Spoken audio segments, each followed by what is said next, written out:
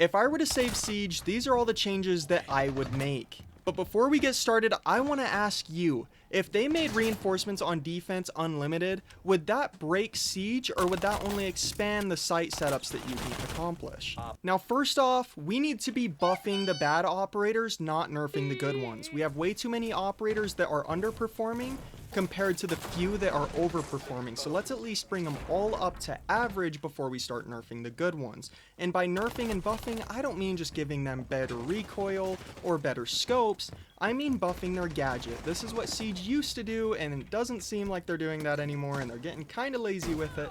Luckily, we know we are getting a ton of buffs to a ton of operators in the coming years, but this alone would improve Siege drastically. Next up, we need some improvements to the shooting range, and more specifically, I want a gadget testing option, because as of right now, the only thing you can do in the shooting range is have a recoil map, a dummy target, which, I mean, realistically, the best we have for this is just a wall, and then we have the actual shooting range to test your reaction time.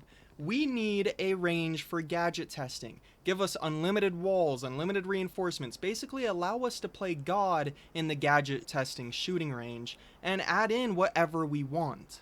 And then to add on top of this, basically allow all of this, but in custom games as well. We need more custom games options, and allow us to repick our operators in custom games like we can here in the shooting range. Why can we not do this when we're solo in custom games? We need a lot more options, especially for content creators. This would help out a ton. Next up, give literally every scope to every single gun. This will just enhance options. I mean, I want to see ACOG on SMG-12. But here's what I also want to see. Every single scope needs a significant passive ability. Kind of like how our iron sights give us improved ADS time, we need this on every single scope, but actual significant buffs and debuffs. Because let's be honest, I don't care how much it's speeding me up to ADS, I'm not running iron sights, unless it's instant.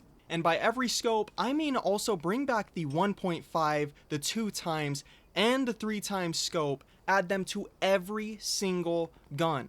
But the problem is, again, we need good passive abilities, because if we don't have them, people are just going to run the 1.5.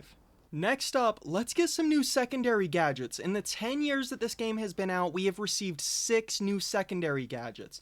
That being the bulletproof camera, observation blocker, impact grenades, and proximity alarms on defense, and only the hard breach device and impact EMP grenades on offense. Now, I don't know what we would be adding, but we need more. Secondary gadgets are just as useful as your regular gadgets. Well, maybe besides the observation blocker and possibly even the bulletproof camera, but luckily we have been seeing some good changes come to them like we had last with barbed wire. Next up, I want every single map and every single game mode added into ranked. Now, when I say this, I don't mean right off the gate add every single map into ranked and every single game mode. We could add in, say, 1 game mode in a season and then 2 maps in the next season, just so we don't have a unforgivable amount of bugs. Because if we add in every map, I promise you there's going to be glitches, there's going to be bugs, and people are going to be overwhelmed because ranked stars don't know half of these maps. But that's the bonus, is that these would basically all be new maps with new strategies, and if you want to complain that, oh, you don't know the map, neither does anybody else, so learn it like everyone else would be. Literally half of the content in this game cannot even be played in ranked. Why is that? I don't understand. We need to be drip feeding these maps into ranked and reworking them, because let's be honest, if it's not fair, so what? It's not fair for anybody. It's not like anybody is going to have an advantage over somebody else. So let's bring every map and every game mode into ranked, obviously drip fed, not all at once. And I've seen a lot of people talk about specifically the game modes. Now here's the thing. If you cannot pick your game mode, there should not be separate ranks, because everybody has to deal with it. If you can pick your game mode, there should be separate ranks, because there genuinely might be easier game modes than others. But in my opinion, don't allow you to pick, and if you get hostage and you don't like hostage, maybe you should learn it, and that's going to be a skill gap for specifically you and anybody else who just does not want to take the time to learn the game. And then to end this off with the game modes, we have never had a new game mode fully introduced into Siege. We have only ever had Bomb, Secure Area, and Hostage as a part of Core Siege. It has been 10 years and they have not thought of anything else to add. We need to fix that, and that comes with adding everything in. Once you're done with that, make a new game mode, something fresh and exciting to add in to Core Siege that people have to learn the mechanics of.